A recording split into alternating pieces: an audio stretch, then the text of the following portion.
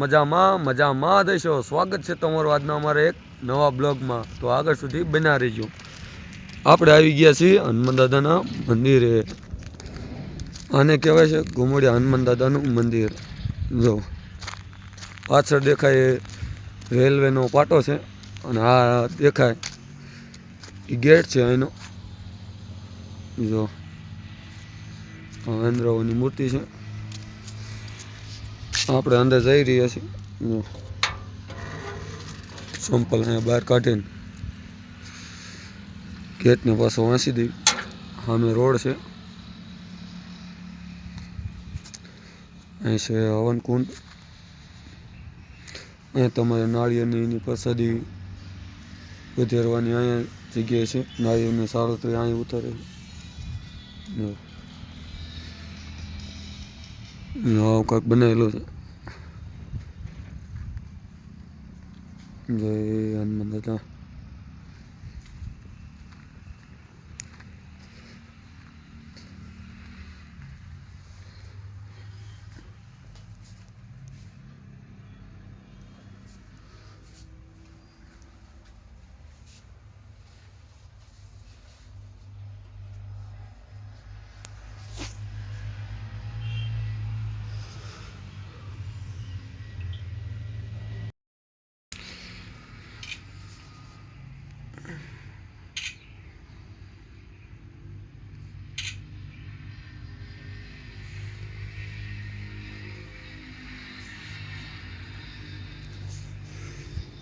જો તો મિત્રો કંઈક આવું છે હનુમાન દાદાનું મંદિર।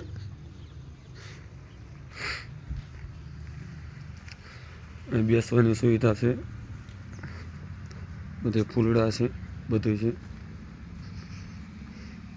જો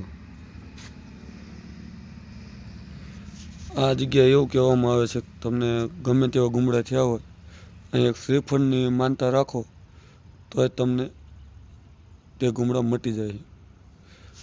મંદિર ભલે નાનું હોય પણ નાનું હાથ બહુ ઝાઝું હોય। જો સામે પાણીની સુવિધા છે, પાણી પીવાની, આ બધી બેસવાની સુવિધા છે।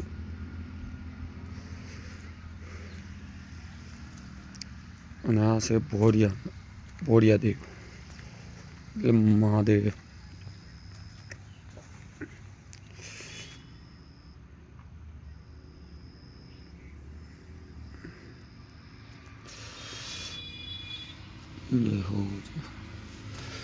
મહાદેવ મહાદેવ।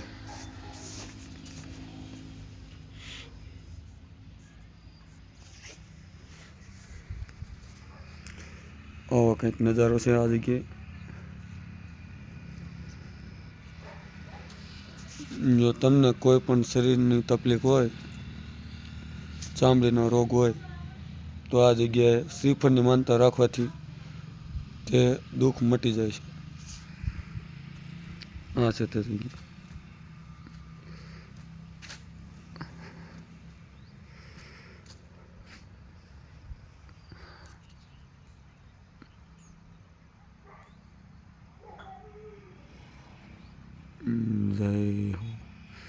જય હો બજરંગબલીની જય હો।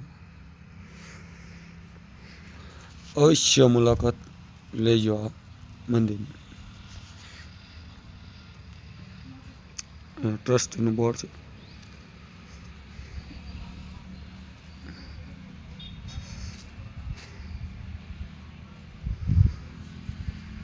આ છે પાણીની સુવિધા।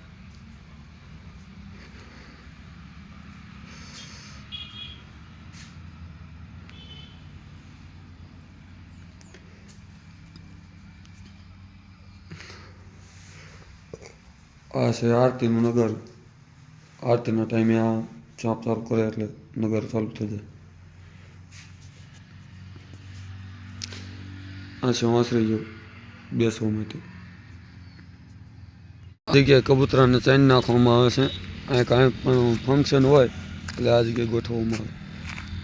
આ બધો પટાઈનો જ છે। જો સામે જે દેખાય અહીંયા ચોમાસાનું વરસાદનું પાણી અહીંયા કણે ઠેઠો ઠેઠ લગીને જતું હોય, તો આ મંદિરને કંઈ થતું નથી। જો આવું કંઈક મંદિર છે, આવી વ્યવસ્થા છે। જો સામે બોર્ડ મારેલ છે, તમને બતાવી દઉં. આ છે બોર્ડ એનું, આ છે રસ્તો. જો રસ્તા ઉપર બધા લોકો આવેલા જાય છે, દર્શન કરતા જાય.